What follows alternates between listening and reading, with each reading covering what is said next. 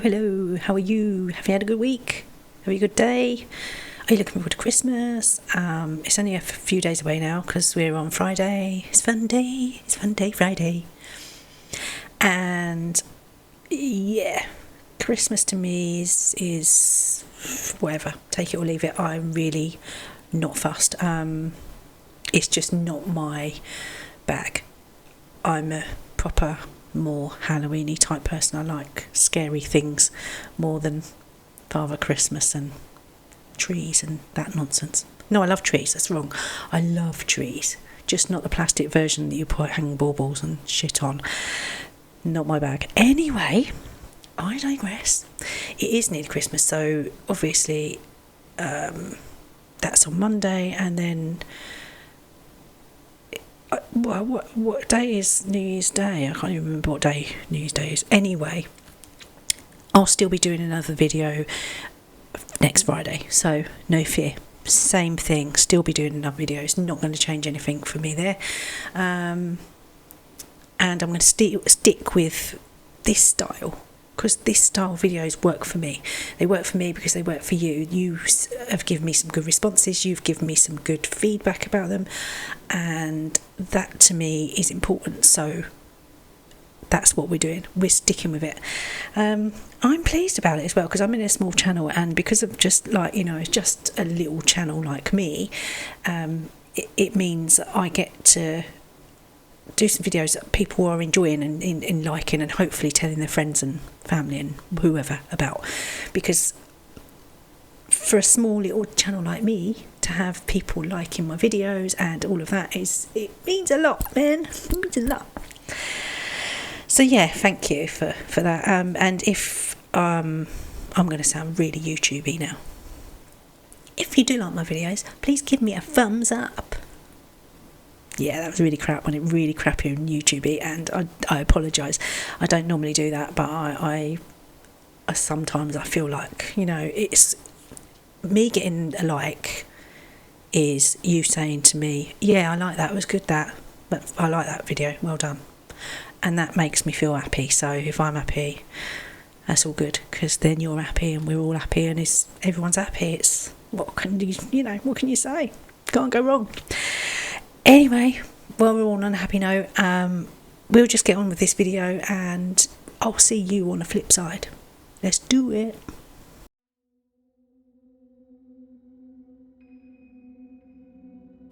Chislehurst Caves is an extensive complex of tunnels that stretch up to 35 kilometres in Bromley, South London. They are man-made as a mine to extract flint in the London chalk layers. It's said that part of the caves date from 8,000 years ago, but its first recorded notes were circa 1250 and post-medieval church records of 1737. In World War II, the caves was transformed into one of London's largest air raid shelters, and in its peak, the cave was an underground city housing 15,000 people, sleeping in bunks or small family pitches, costing 6p a week, which in today's money is around 2.5p. Within the caves, there is a chamber called the Haunted Pool, where it is said that a lady dressed in white is seen floating across the surface. Her spirit is believed to be known to the location, as it is where she met her tragic death at the hands of her husband. Bones of a woman were discovered there back in 1940s, but this has done little to stop her presence. Another spirit said to be here is of a young girl who died during the partial collapse of the cave in 1939. Her spirit has been said to throw things at visitors. Visitors are also said to have heard strange and bizarre noises in the miles of dark corridors, including that of children giggling and also children weeping. So will you go and visit? Will you dare?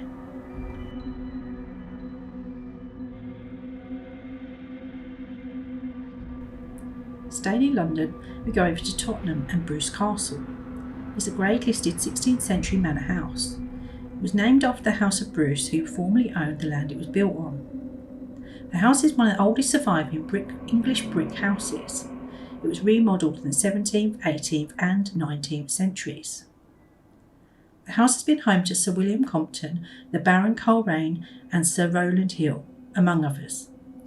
After serving as a school during the 19th century, when a large extension was built to the west, it was converted into a museum exploring the history of the area. In the 17th century, Henry Hare settled at Lordship House and renamed it Bruce Castle. Where he had an affair with Sarah Alston, people often speculate that his wife committed suicide in her grief, and now haunts the castle, flinging herself from a parapet with a despairing cry on the anniversary of her death. It also has park grounds which you can go and explore.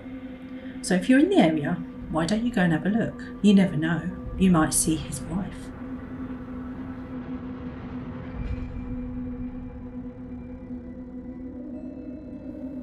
Now, let's go to Cannock in West England, close to Wolverhampton. In the woodland of Cannock Chase, you're more likely to encounter something paranormal. It's mostly for werewolf sightings. Yes, I did say werewolf. The werewolf of Cannock Chase apparently appears on the outskirts of Stafford near the German War Cemetery.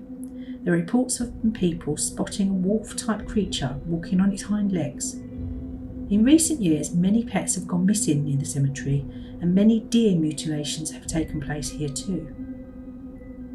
There have also been reports of UFO and ghost sightings from residents in the area. The area became famous in the late 1960s when the Cannock Chase murders happened. The remains of 3 young girls were found on the chase after going missing from the areas of A34 road between there and Birmingham. Motor engineer Raymond Leslie from Walsall was found guilty of the murders in 1968 and was sentenced to life in prison. He died in prison in March 2014, aged 84, after serving for 45 years.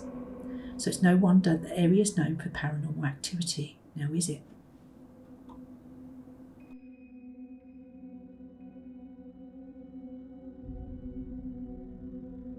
Now, if you visit Devon, you must go to Bury Pomeroy Castle. It was built in the late 15th century by the Pomeroy family, which had held the land since the 11th century. By 1547, the family was in financial difficulties, so they sold the land to Edward Seymour, the first Duke of Somerset. It was part of the Seymour family even after his execution, but it was abandoned late in the 17th century. It laid in ruins for 100 years. Then in the 19th century, the castle became celebrated as an example of the picturesque, and it became a natural tourist attraction, which it remains today despite its reputation of being haunted. There are a number of legends associated with the castle according to the English Heritage Guidebook. It is reported to be one of the most haunted castles in Britain. Apparently there are 2 female ghosts that haunt the castle, the White Lady and the Blue Lady. The White Lady is said to be the spirit of Margaret Pomeroy. She is said to haunt the dungeons after being imprisoned there by her sister, Eleanor, who was jealous of her beauty. The Blue Lady is known to beckon passers-by and lure them into the tower. It's said that if they follow her, then they fall to their death. It's also thought that she's the daughter of the Norman Lord. She's said to wander the dungeons in mourning of her baby, which she murdered because it was the child of her own father. So if you're ever in Devon, make sure you go and visit Pomeroy Castle.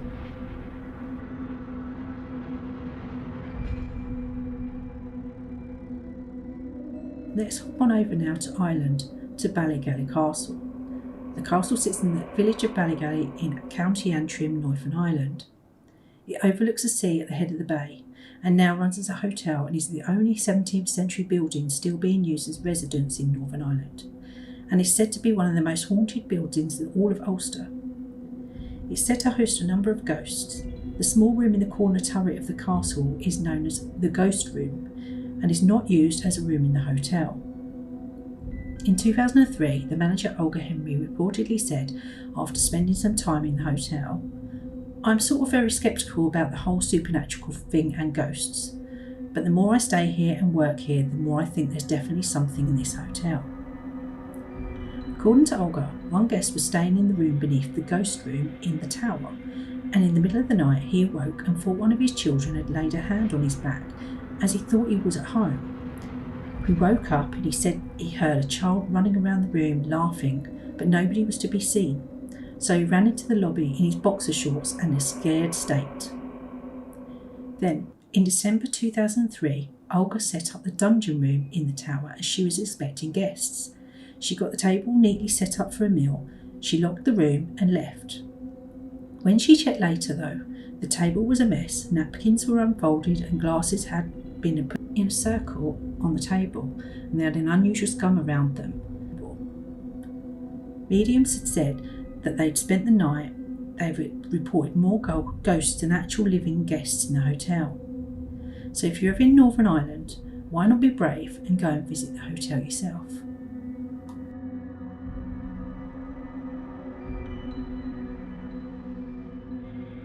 Now, if you think of the paranormal, do you always think ghosts? Well, it's not all about ghosts. There's many other things that come within the category. So let's have a little look at a few. The devil's footprints. Now, this was a phenomenon that happened in February 1855 in East and South Devon. After heavy snowfall, trails of hoof-like marks appeared overnight, covering a distance of 40 to 100 miles. The prints were so-called tracks of Satan and made comparisons to a cloven hoof. Many theories have been made to explain the incident, and some aspects of its velocity have been also questioned. The only known documents were found after the publication during 1950 of an article in the Transactions of the Devonshire Association, asking for further information about the event. This resulted in paperwork belonging to the Reverend H.T. Ellacombe, a vicar during the 1850s. These papers included letters addressed to the vicar from his friends, among them the Reverend G. M. Musgrove. A draft of the letter to the Illustrated London News marked not for publication and several apparent tracings of the footprints. A Marian apparition is a reported supernatural appearance by Mary, the mother of Jesus.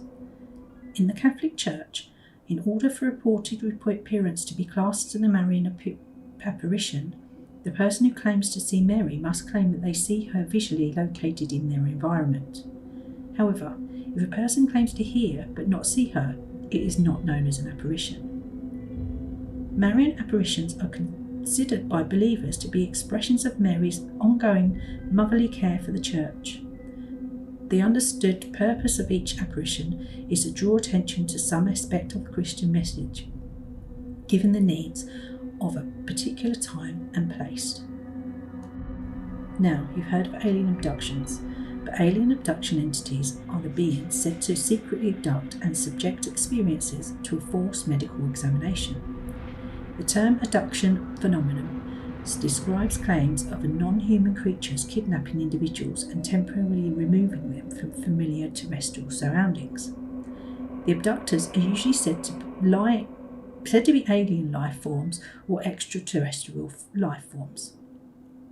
The first alien abduction was publicised in 1961 by Betty and Barney Hill. Since then, the mental health of experiencers has been under scrutiny as many skeptics generally doubt the phenomenon occurs. It's said that they believe it is a modern-day folk myth. What do you think? Do you believe aliens exist? And would they be interested in abducting humans? Cryptids are animals that cryptozoologists believe may exist somewhere in the world, but whose present existence is disputed by science. Entities that may be considered cryptids by cryptozoologists include the Loch Ness Monster, Bigfoot, the Jersey Devil, and Yeti, to name but a few. These creatures are all around the world. Now, let's look at a couple to get our minds around what these creatures really are. Mothman. This is a winged man, typically known to West Virginia, USA.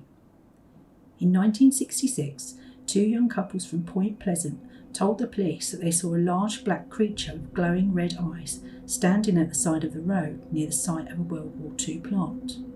One woman described it as a slender, muscular man, about 7 feet tall with white wings, and said that she was unable to make out his face due to the hypnotic effect of his eyes.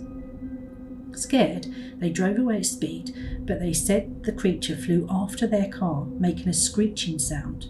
It pursued them as far as Point Pleasant city limits. During the next few days, other people reported similar sightings. Other local newspapers reported it too. 2 volunteer firemen who said they saw it said it was a large bird with red eyes.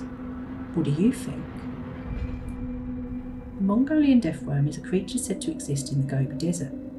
In his 1987 book, Ivan McCary says a Mongolian legend which described the creature as travelling underground, creating waves of sand on the surface which allow it to be detected.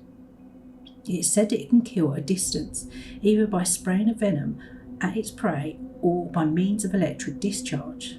It primarily lives in burrows underground, only rarely coming to the surface.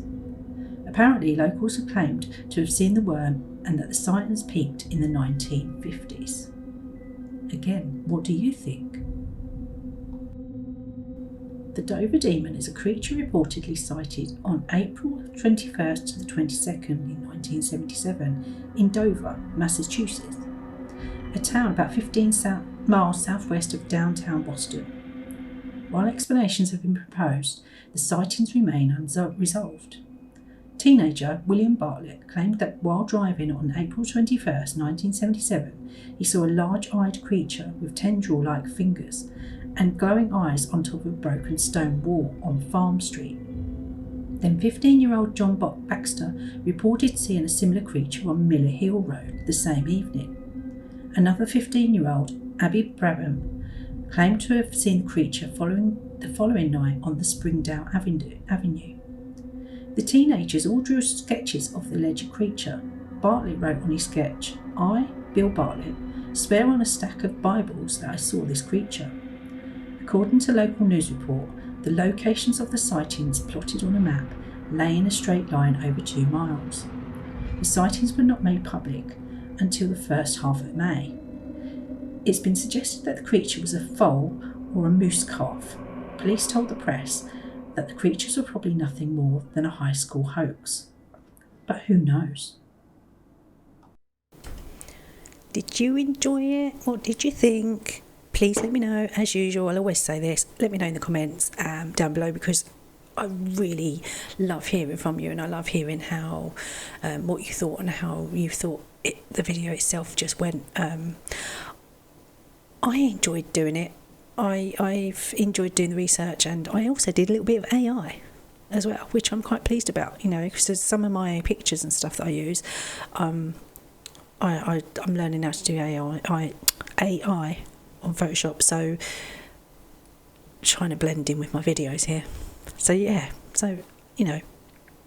any that you see that might have my name on them, they're ones that I've done, and I'm quite proud of them. Yeah, I don't know. It was good. I enjoyed it. I hope you learned a few things. If even if it was just something little, hearing about that and hearing what people think and how things they've learned and or whatever about my video is really, really nice for me. Yeah, I think that ends Friday on a good day, don't you? Let's all have a nice weekend and all have a nice Christmas, because obviously this is it now until next week when Christmas is all over. So enjoy your Christmas. Don't do anything I wouldn't do. And I will see you again next Friday on a normal day. See you soon. Take care. Have a nice Christmas. Bye bye.